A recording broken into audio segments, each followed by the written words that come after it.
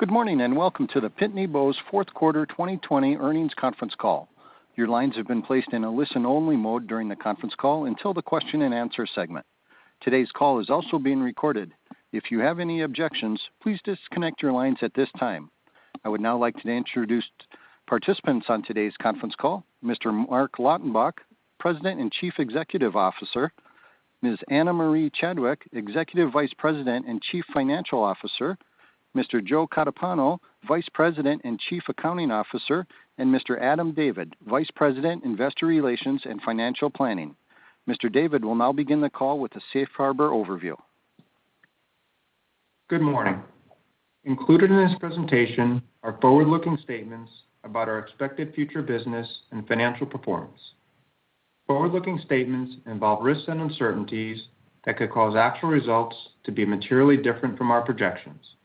More information about these risks and uncertainties can be found in our earnings press release, our 2019 Form 10-K annual report, and other reports filed with the SEC that are located on our website at www.pb.com and by clicking on Investor Relations. Please keep in mind that we do not undertake any obligation to update any forward-looking statements as a result of new information or developments. Also, for non-GAAP measures used in the press release or discussed in this presentation, you can find reconciliations to the appropriate GAAP measures in the tables attached to our press release and also on our Investor Relations website. Additionally, we have provided slides that summarize many of the points we will discuss during the call. These slides can also be found on our Investor Relations website. Now, our President and Chief Executive Officer, Mark Lautenbach, will start with a few opening remarks. Mark? Thank you, Adam, and good morning. Let me start by saying how delighted I am that Anna is joining the team as our Chief Financial Officer.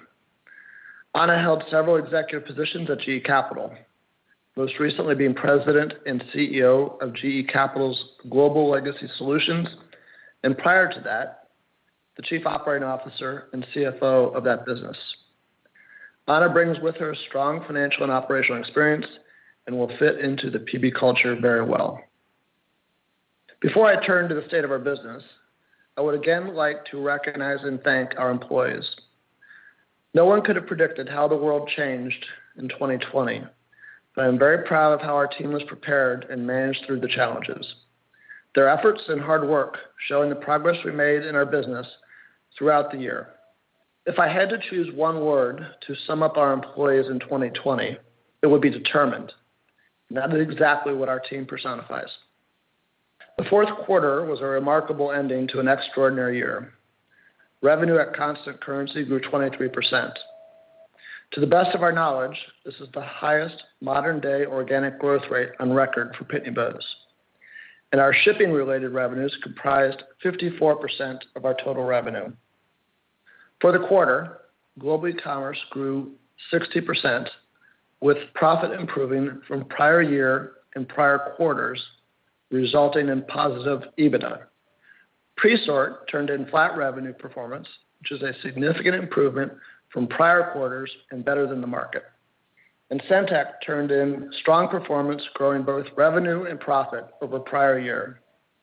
This was powered by strong equipment sales, double-digit growth in our SaaS-based shipping offerings, and a solid performance in our services business. Centek is a business that many considered a melting ice cube.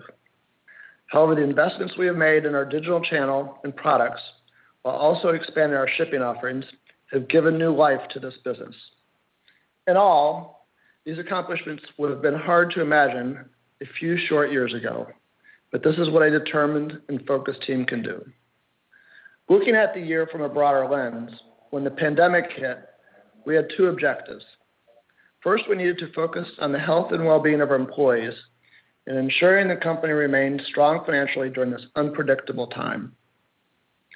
Secondly, we wanted to come out of this terrible moment a stronger company. It is often true that moments of economic dislocation create opportunities, and our team was determined to leverage the investments we have made over the last several years to capture those opportunities.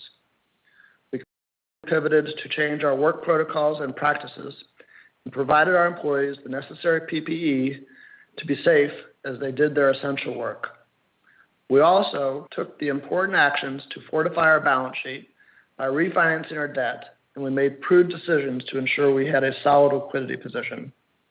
It was apparent early on that the company's financial position was solid, and we turned to coming out of this pandemic stronger, which we are well on our way of achieving. From an annual perspective, global e-commerce turned in $1.6 billion in revenue, growing at a record rate of just over 40%. This business won new customers and achieved scale much earlier than we had planned. Simultaneously, we accelerated our planned network build-out by several years. It certainly wasn't always smooth sailing, but the business is in a much better place than it was 12 months ago. While e-commerce astonishing growth understandably gets a lot of attention, the transformation of our SendTech business tells an equally remarkable story. Importantly, the business performed well relative to the mail market, but even more enduring, the business has moved to a natural adjacency in shipping. This is a new, large growth area, which, along with the ongoing transformation of our financial services business and a meaningful contribution from our global services group, leverages our core strengths. Epitomizing the transformation of SendTech is the growth of shipping revenue, which is now a meaningful offset to our declining mail business. Also notable, U.S. shipments of our low-end and middle-market devices grew 13% for the year. These multi-purpose devices provide new value to clients as compared to our previous generation, single-purpose mailing machines. I am also particularly pleased with our cash performance in the fourth quarter and the year. The increase in our cash is a result of disciplined execution and a great team effort. It's a fairly remarkable accomplishment to meaningfully increase operating cash flow in the middle of a pandemic and one of the most significant economic dislocations since the Depression. All that being said, transformations are always messy and never a straight line, and transformations in the middle of a pandemic are particularly complicated. The unprecedented increase in demand in the e-commerce market created cost inflation, particularly in labor and transportation costs in the fourth quarter, which had a deleterious impact on our profit in e-commerce. This quarter tested capacity throughout the industry. Admittedly, it was a challenge, and in order to optimize our service, we more than doubled our labor and set up 3 new facilities to help meet the demand. While these facilities, along with the newer flagship sites we opened late last year, worked through typical growing pains, they've also become a critical part of our overall network, handling over 1/4 of our total domestic parcels in 2020. In addition, our use and reliance of third-party transportation this peak, both in cost and service, was challenged, which was in line with broader industry trends. To mitigate this, we proactively upgraded packages at a cost to try to maintain service. Going forward, we see opportunity to balance our use of third-party transportation and our own PB fleet assets, which performed above expectations this peak. We will continue to invest to become more efficient across each of these areas. As I've said in the past, it is now within our 4 walls to manage the cost structure and generate efficiencies. I am often asked about the anatomy of transformations, and I think it's worth repeating. Transformations have a certain arc to them: quick wins, sustained investments, revenue growth, and then profitable revenue growth. The most highly correlated factors for successful transformations are revenue growth and employee engagement. We have achieved revenue growth the last several years, and our employee engagement in the middle of the pandemic reached new highs. While there continues to be tremendous uncertainty in our economy and how the pandemic will play out, we are poised to enter the last stage of successful transformations, profitable revenue growth. I am proud of what the team has accomplished, but we all recognize there is more work to do. I'm excited about this next chapter of our transformation. We're on the precipice of accomplishing what very few companies have ever done. With that, let me turn it over to Joe to take you through our results. Thank you, Mark, and good morning. Let me start by providing an overview of our full-year results, followed by the details of our fourth quarter. Unless otherwise noted, my statements made during our call will be on a constant currency basis when talking about revenue comparisons and on an adjusted basis when talking about earnings-related items, including EPS and cash flow. Reconciliations of all non-GAAP to GAAP measures can be found in the schedules posted with our earnings press release and on our investor relations website. For the full year, revenue was $3.6 billion, which was growth of 11% over prior year and is our fourth consecutive year of constant currency revenue growth. Global e-commerce grew 41%, Presort Services declined less than 2%, and SendTech declined 7%. Adjusted EPS was 30 cents, and GAAP EPS was a loss of $1.06. As a reminder, GAAP EPS includes a non-cash goodwill impairment charge that we recorded in the first quarter. GAAP cash from operations was $298 million, and free cash flow was $279 million. Free cash flow increased $91 million over prior year. Through the year, there were a few noteworthy items that principally benefited free cash flow. First, our focus on collections resulted in a strong improvement in our DSO. We also saw a higher level of Presort and PB Bank customer deposits, in part due to initiatives to support our clients. Second, finance receivables declined at a greater rate, largely in the second quarter, as a result of the lower placements of our SendTech equipment due to the pandemic. You can see the trend starting to improve as our SendTech business built momentum through the second half of 2020 as businesses began to reopen. And finally, CapEx. Early on when the pandemic surfaced, we made the prudent decision to reprioritize investments and reduce spending given the level of uncertainty in the market at the time. There were other puts and takes through the year, as we typically experience, but these areas are the key drivers to understanding the strong free cash flow we generated for the year. Looking at our balance sheet and capital allocation, we ended the year with $940 million in cash and short-term investments. For the year, we used free cash flow to return $34 million to our shareholders in the form of dividends. Our capital expenditures totaled $105 million and reflect investments made throughout the year in new and existing facilities, our technology, and our products. As part of our ongoing transformation, we also made $20 million in restructuring payments. Within our Pitney Bowes Bank, customer deposits grew to $617 million, and Wheeler Financial funded $16 million in new deals for the year. From a debt perspective, we ended the year with under $2.6 billion in total debt, which is a reduction of $175 million from prior year. In terms of our net debt, when you take our cash and short-term investments and finance receivables into consideration, our implied net debt position on an operating company basis was about $550 million at year-end. Turning to the details of the fourth quarter, we delivered $1 billion in revenue, which represents growth of 23%. Global e-commerce grew 60%, and both Presort and SendTech were flat to prior year. For the quarter, adjusted EPS was 13 cents, and GAAP EPS was 11 cents. EPS for the quarter reflects a 3-cent tax benefit, primarily related to deferred tax balances in certain international tax jurisdictions. GAAP cash from operations was $111 million in the quarter, and free cash flow was $97 million. Free cash flow grew $16 million over prior year, predominantly driven by the timing of working capital. During the quarter, we used free cash flow to reduce debt $31 million, invest $24 million in capital expenditures, and pay $9 million in dividends.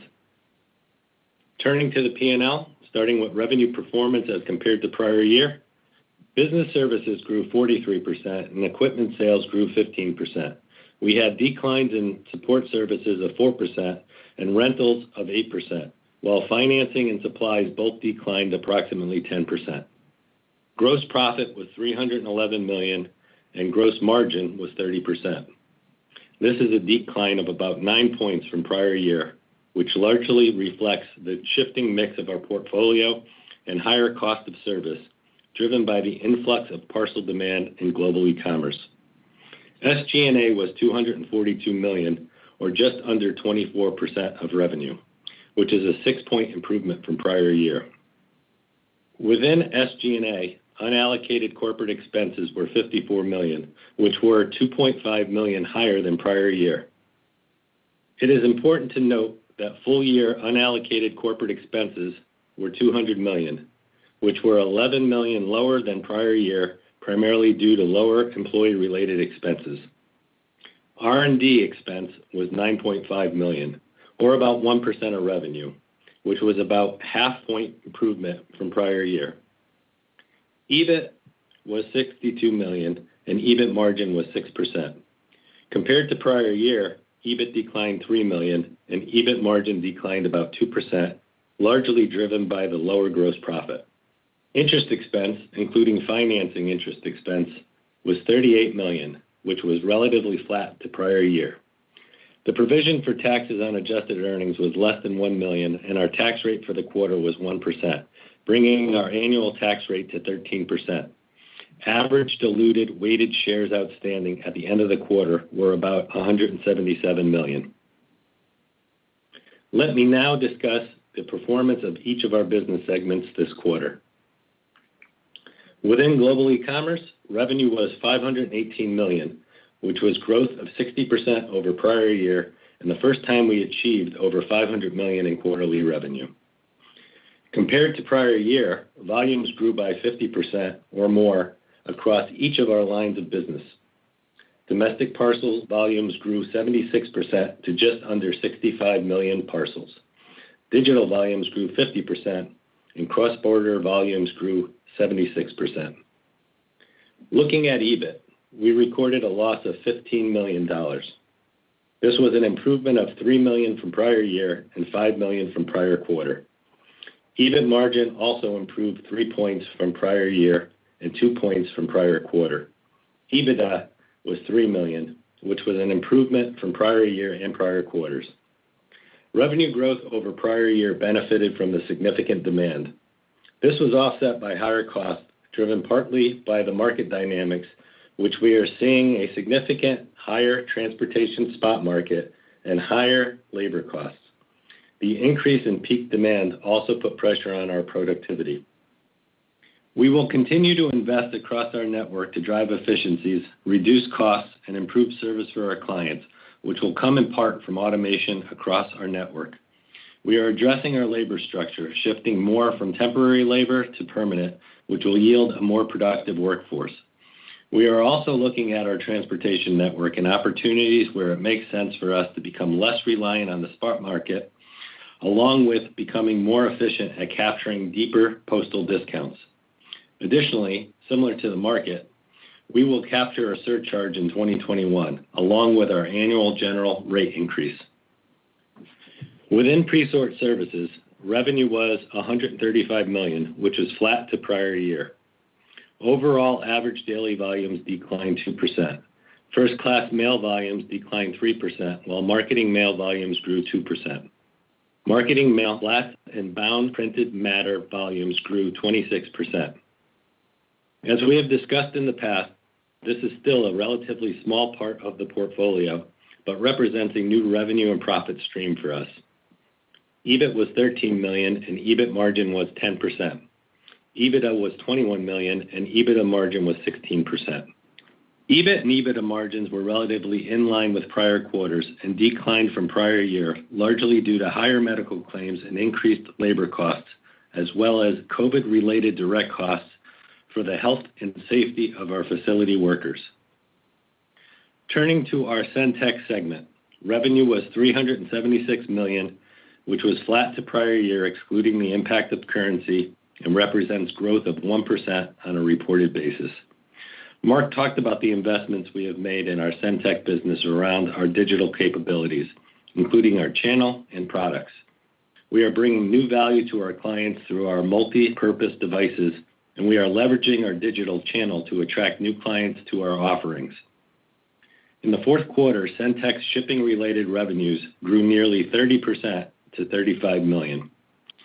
And our SaaS-based SendPro Online offering grew its paid subscriptions by over 70%. Shipping is a high-margin stream that contributes about 10% to SendTech's overall revenue today. with great opportunity for future growth still in front of us. The impact of shipping is also resonating in our financing portfolio as those clients grew their shipping volumes by 65% over prior year. Equipment sales grew 15% over prior year, driven by strong placements of our SendPro C and MailStation multi-purpose products. Our value proposition continues to resonate with our clients. Our SendPro MailStation is a replacement option for our lower volume mailers and ideal for remote setups or branch offices of larger organizations. Since launching in April, we have shipped approximately 20,000 MailStation units. The growth in equipment sales is a significant improvement from prior quarters, particularly against the decline of 32% we saw in the second quarter at the height of the COVID lockdowns. Supplies declined 10%, which is an improvement from prior quarters on increased usage and demand. In the U.S., 70% of our supplies transactions were conducted online in the fourth quarter, which is up 9 points from the same period last year. Support services declined 4%, which is also an improvement from recent quarters. And combined, rentals and financing revenues declined 9% in the quarter. We turned in strong EBIT performance of $118 million, which represents growth of $5 million over prior year. EBIT margin was 31%, which improved 1 point over prior year and is within the range projected in our long-term model. EBITDA was $126 million and EBITDA margin was 34%, both improving over prior year. The quality of our financing portfolio remains healthy and delinquency rates are trending down from the initial small uptick that we saw earlier in the year as a result of the pandemic. We continually monitor our delinquency rates and take a very disciplined approach to managing our credit risk. Let me close with an update on 2021. Given the ongoing uncertainty in the market around the pandemic and uncertain macroeconomic conditions, we will speak more broadly to our 2021 outlook. We expect annual revenue to grow over prior year in the low to mid single-digit range, making 2021 the 5th consecutive year of constant currency growth.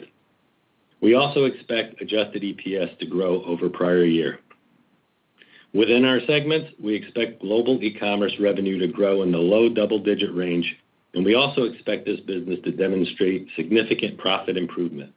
We expect the momentum we saw in the second half of 2020 for SendTech, particularly around our shipping capabilities and new multi-purpose devices, to continue through 2021 and help partially offset the decline in recurring related revenues.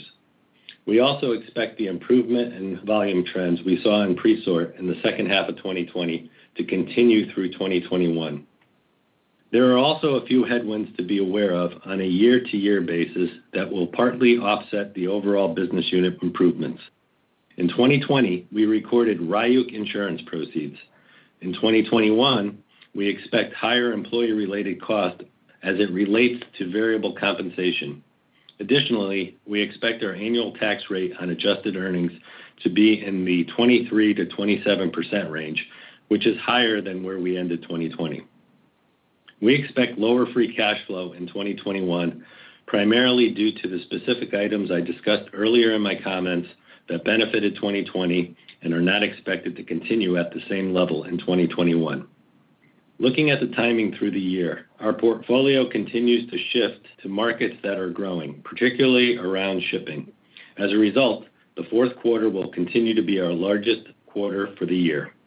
Specifically in the first quarter, we expect revenue to grow over prior year in the high single-digit to low double-digit range and EPS to be relatively in line with prior year. With that, operator, please open the line for questions. Thank you. Ladies and gentlemen, if you'd like to ask a question, please press 1 then 0 on your telephone keypad.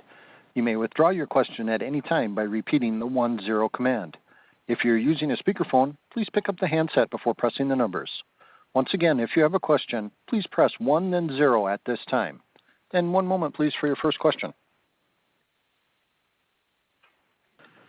Your first question comes from the line of Ananda Baruah from Loop Capital. Please go ahead. Hey, good morning, you guys. Thanks for taking the question and congrats on an overall sounds an overall solid execution and performance.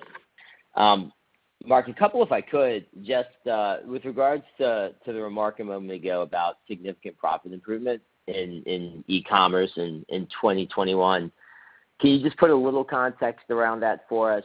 And I suppose that would seem to suggest you could find a quarter or two perhaps with profitability throughout the year. And I'm asking, I guess I'm using operating profit, not EBITDA profit. And then I have a follow-up. Thanks. Sure. Thank you for the question. So as you look at the dynamics of that business, I would point to kind of two clumps of dynamics. The first is the efficiencies that we control inside of our business. And as Joe pointed out, in the, I would say the middle of last year, we added 3 new facilities, and as we got close to peak, we added 2,500 new employees. Put that in context, that's half of the workforce. So I expect those dynamics, our own efficiency and productivity, to improve on a year-to-year basis. Also, as Joe pointed out, we were more dependent in the fourth quarter on the spot market for transportation than I would have liked. And obviously when that happens, you don't control your own destiny to the extent that you would want to. And at the same time, when you're hiring less employees, you're subject to the rate at the time. So I think from the perspective of the dynamics that we control, there's lots of reason to believe that things are going to continue to improve. And while I know you asked your question in the context of operating profit, I shouldn't be lost that we were positive from an EBITDA perspective in the fourth quarter for the first time in a long time.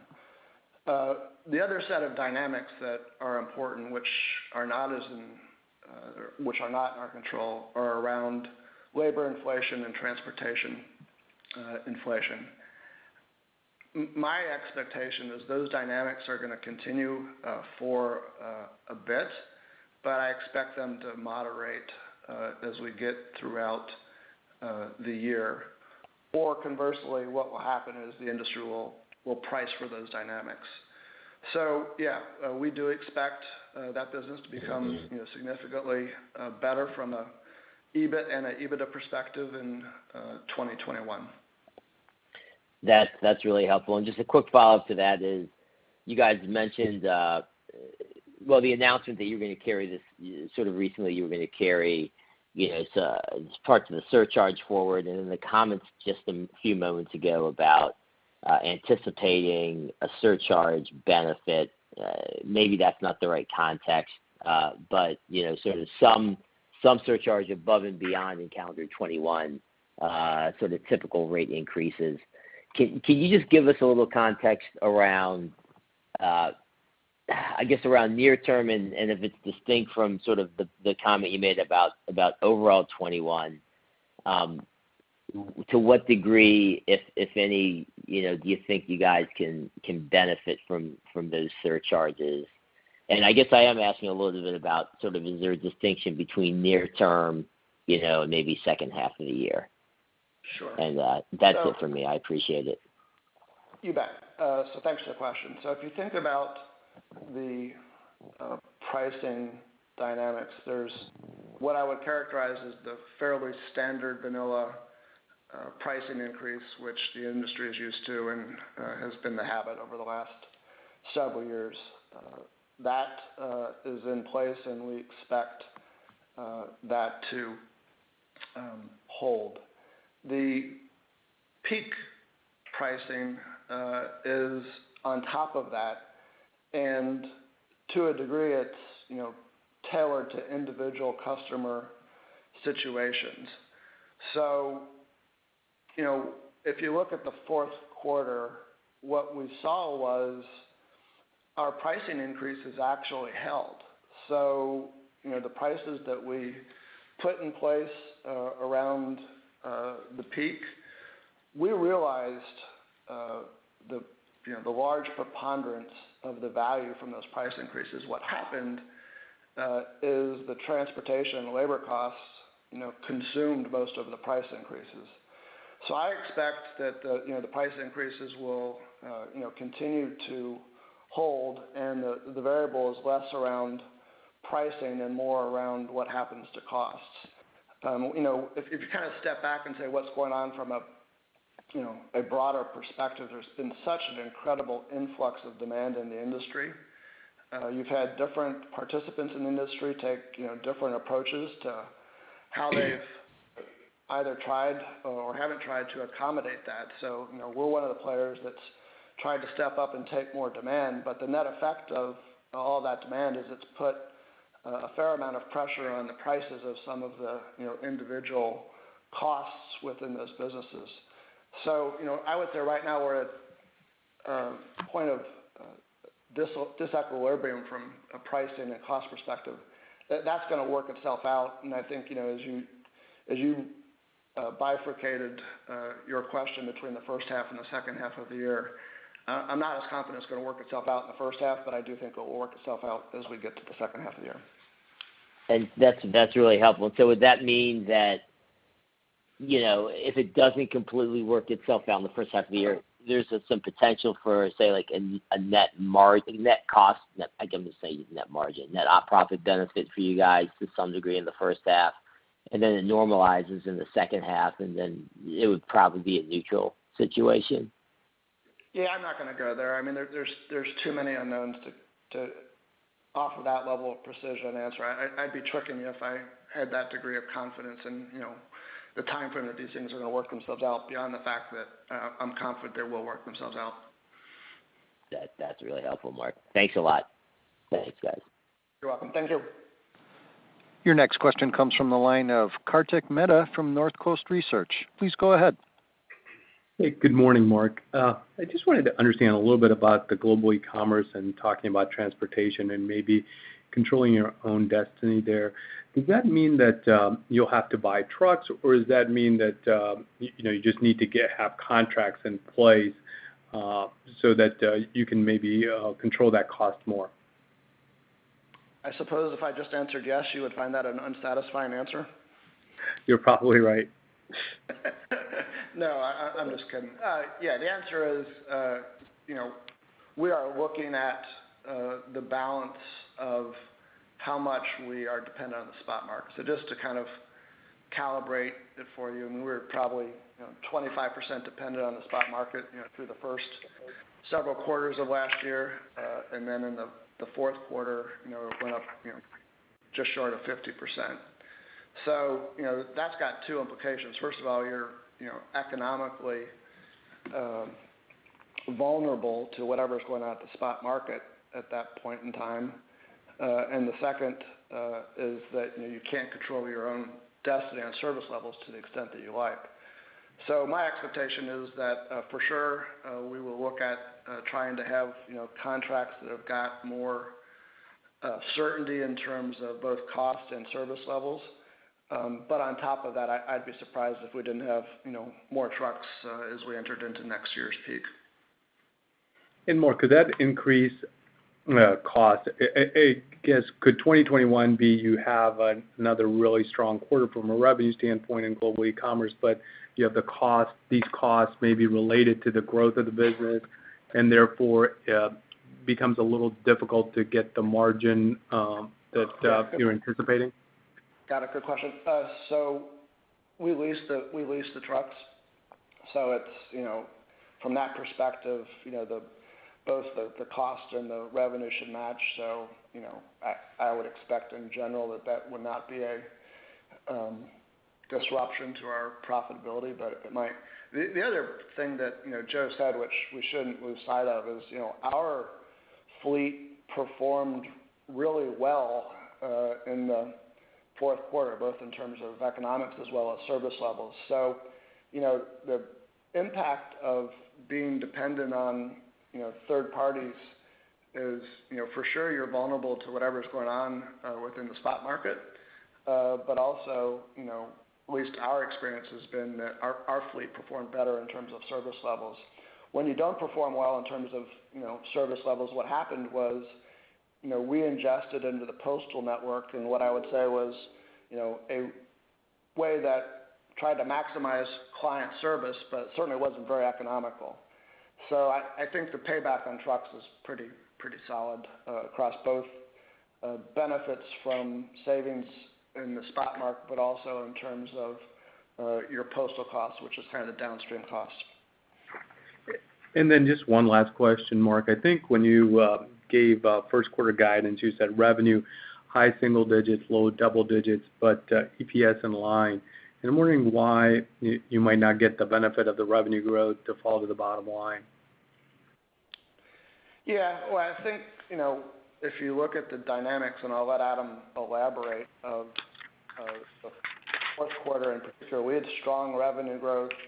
We didn't get quite the flow through to the bottom line that we had anticipated, and it's because of, the inflation rates of transportation and labor. I think those same dynamics are probably going to continue through the first quarter. So that's those same set of dynamics that you saw in the fourth quarter, I think will persist at least through the first 90 days. That being said, we've seen some moderation, at least of the transportation costs through the first 30 days. Adam, I'll let you elaborate and provide more context. Yeah, Kartik, the other two items was our tax rate in the first quarter last year was relatively low, so we expect a bit of a higher tax rate, and we did receive some RIUC proceeds in the first quarter of last year, so I'd add those 2 points. Thank you very much. Appreciate it. Thanks for the question. Your next question comes from the line of Shannon Cross from Cross Research. Please go ahead. Thank you very much. I wanted to dig a little bit into puts and takes for revenue for 2021. Seems a little more, cautious than I would have expected given some of the trends that you're seeing. So maybe if you can talk a bit about, what you're seeing on the mail meter side as well as, e-commerce. I know you've given first quarter, but just, do you think that the growth that you saw in third and fourth quarter was such in 20 that there were some one-timers that won't repeat? Just trying to understand since the trajectory seems fairly strong. And then I have a follow-up. Thank you. Sure. Great question. So I guess I would start with, a macroeconomic statement, which, you all follow as much as we do. So, when you have Jerome Powell, the chairman of the Federal Reserve, say it's the most uncertain economic times of his lifetime, that's a meaningful statement, at least to me. So you're right, Shannon. We are, I would say we're trying to be balanced, but, I think prudence dictates that you're cautious about how the year unfolds. If you break the dynamics, between, broadly speaking, mail and shipping, I expect our mail businesses to perform better this year on a year-to-year basis. So if you look at the exit rate of, the mail business, Centec and Presort, those were, flattish, which was an improvement throughout the year. If you look at shipping, I expect that the volumes are going to continue to be strong. But if you look at, the fourth quarter in particular as kind of a data point, do I expect that we can lap 60% growth with, another 60% growth in the fourth quarter of this year? I suspect not. So as you get into the back half of the year, the compares get pretty difficult from a shipping perspective. So those are the dynamics. Okay, thank you. And then I'm curious if you said you've accelerated your build out relative to the plans that you had in the past. So if you go back to 2019 maybe and what you talked about, where are we now in terms of the build out? And then also I'm curious, how much you're investing in automation and new facilities given the demand you're seeing in the network. Like where's your capacity utilization by the time you get to the end of 21 based on your estimates? Just to get an idea of what's going to be required in the future. Thank you. Yeah, I would say from a physical footprint perspective, we'll continue to fine-tune our physical footprint. There's, a couple facilities which we've outgrown, and there's a couple of places where we might contemplate new facilities. I would say, the overall basic footprint of the network is appropriate to the demand we're seeing, and the changes will be more in terms of the size of the facilities. And I think I'd expect some changes there, and then obviously it will depend on the demand environment, but not substantial. Automation is in front of us, so we have pretty ambitious plans to automate our warehouses. That automation will roll out, over the next couple of years. Candidly, we'd roll it out as fast as we could, but the supply is a little bit constrained. So it will depend on what the manufacturer's capability is. So, as an example, just to kind of dimensionalize it for you, in the shipping locations, there's technology available that does sortation and puts parcels in sacks, which is how the Postal Service ingests it in their network. There's technology available to do that on an automated basis that, in essence, reduces the amount of manpower by half. So as quick as we can get that technology, we'll get it, but it also has a very good payback.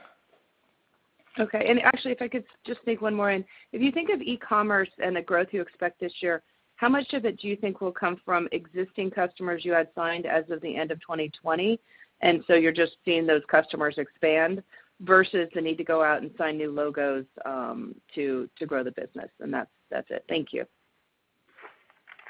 We don't. I suspect we will. Continue to sign new clients. We'd like to. The plans are really not predicated on. The plans predicated on keeping the customers we have with some nominal amount of growth underneath it. We had a very successful year last year in terms of signing new customers. Our focus now is making those customers successful. Thanks.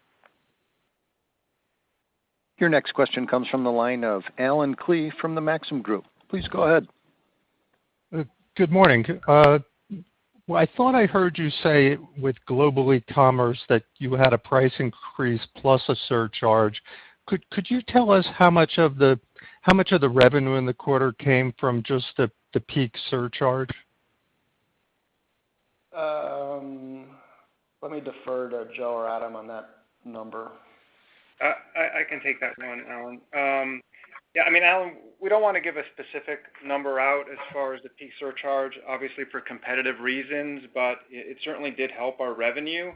However, it's important to keep in mind that the largest item by far driving the revenue year-to-year increase was our volumes.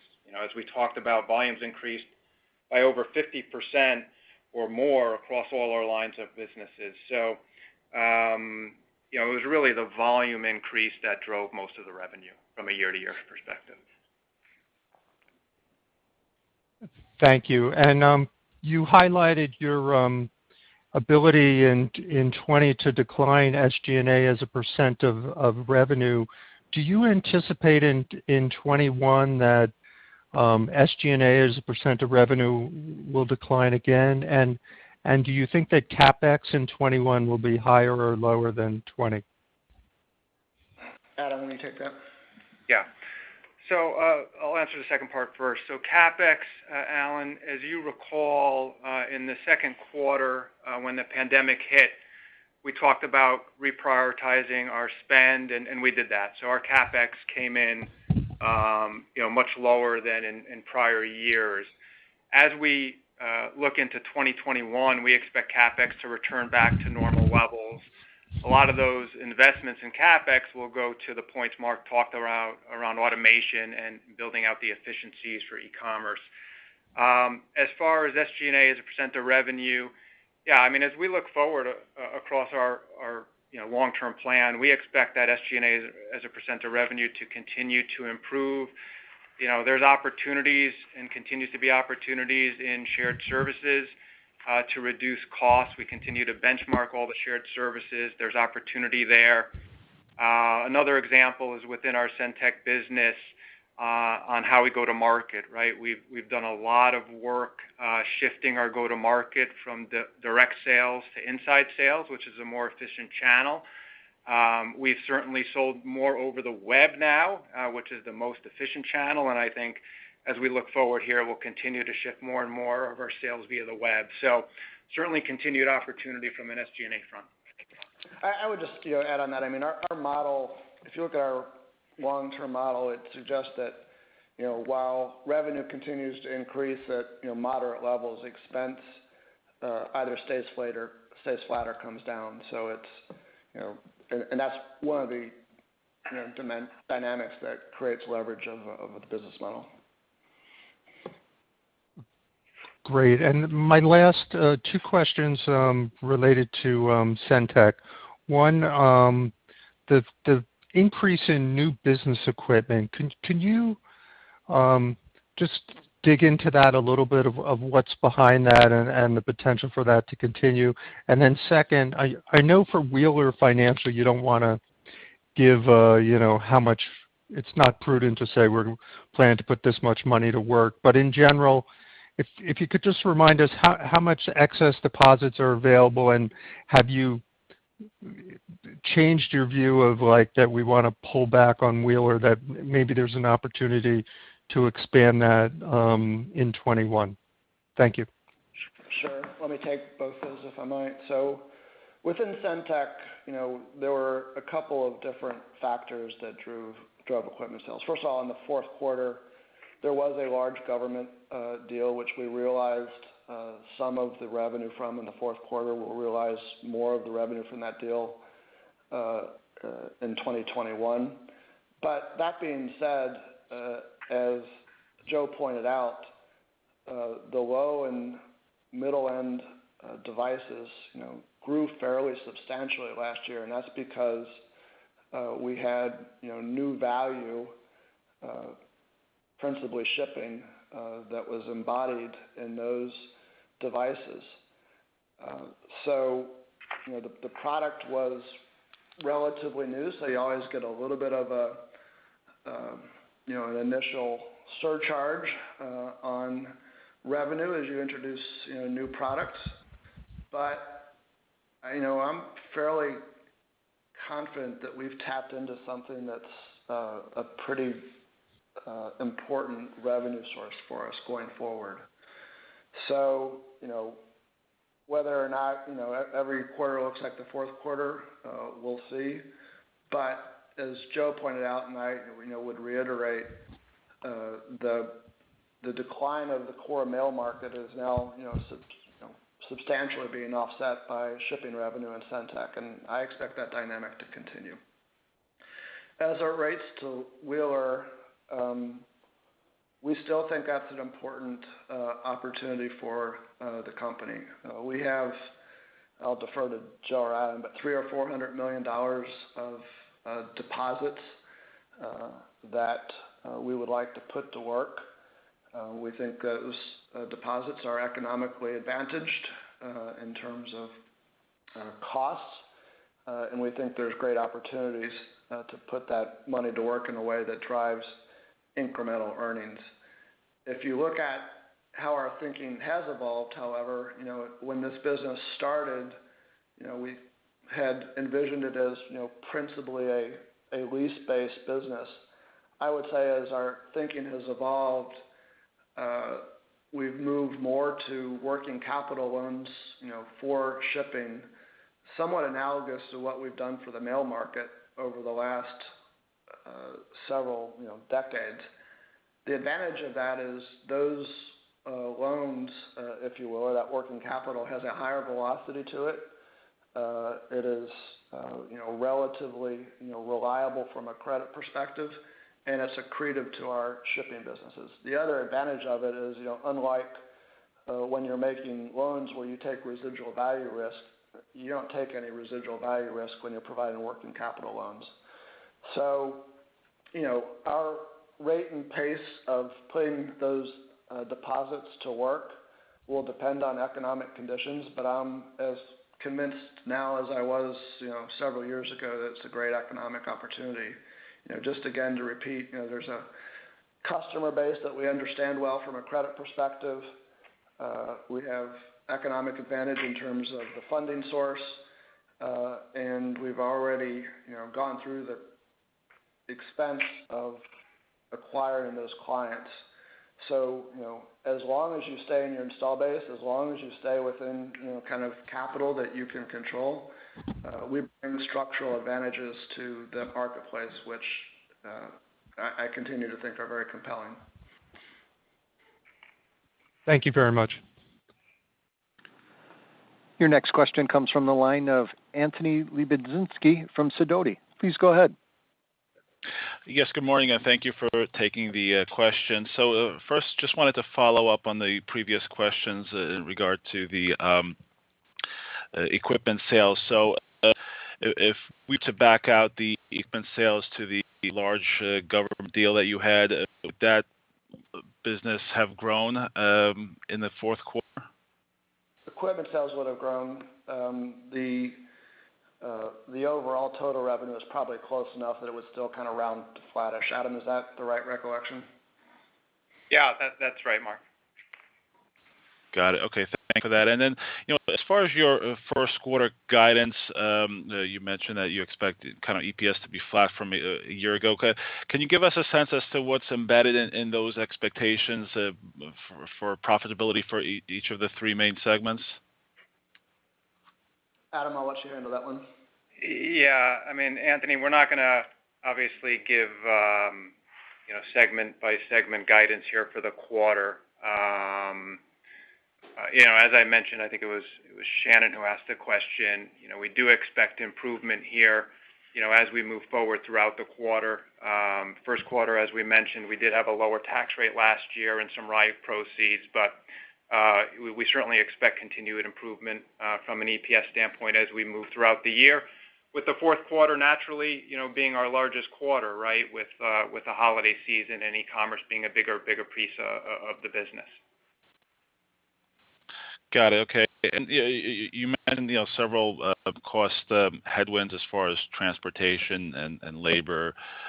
Certainly seeing an increase there. Any sort of cost tailwinds that could materialize over the course of the year? I know you talked a little bit about automation, but would anything else there be that you could call out? Well, I would say just general efficiency. So again, if you think about the operating dynamics within GEC in particular, I mean 2,500 people that were brand new to their job as we entered into peak. There's just a certain maturation of skill that will yield efficiency and productivity all by itself. So put automation aside, we'll get to that as quick as we can. But as the network settles out and matures just a little bit, we would expect more efficiencies. All right. Thank you. Best of luck. And at this time, there are no further questions. I'd now like to turn the call back to Mr. Lautenbach for any additional remarks. Yeah, thank you. And thanks for the questions this morning. I thought the questions were terrific and instructive, so hopefully our answers were equally instructive. Before I go any further, I'd like to thank Joe Catapano. Joe has ably sat in for Stan Satula over the last couple of months and done a terrific job getting us through our year-end close, as well as starting off the year, and he's been a terrific partner. So, Joe, thank you for your partnership, and again, we're just delighted to have on board. As it relates to guidance, I understand that the desire for us to provide specific guidance. Candidly, I'd like to get there as quickly as I can. So as soon as we can give you a set of numbers that we have a degree of confidence in, we'll do that. We understand the import from your perspective as well as the investor perspective. I just didn't think right now that we had the degree of confidence in how the year unfolded, particularly the back half of the year, to do that. So we'll get to that as quickly as we can. I would just pick up, where I concluded my formal remarks, and that is, we're on the precipice of doing something that, very few companies have done. You all follow a a cadre of terrific companies, many of whom are, going through some of the same challenges that Pitney Bowes has gone through over the last decade, and the digital disruption of business and how business models have become so disrupted. We're through the preponderance of the things that we need to do in order to, recreate this company. And, as I said, that last chapter of profitable revenue growth is the mark of a fully, transformed company that moves on. And, as our guidance suggested, we believe we're poised to reach that. So we'll continue to talk. We would, like to do an investor day sometime in the first half of the year, if we can, to provide as much clarity to you as we possibly can. So, of course, we would have to do that in a way that was either virtual or safe, but nonetheless, we want to be as transparent as we can. So with that, we'll conclude this morning's remarks, and we'll look forward to talking to you soon. Take care. Ladies and gentlemen, that does conclude your conference for today. Thank you for your participation and for using AT&T Teleconference. You may now disconnect.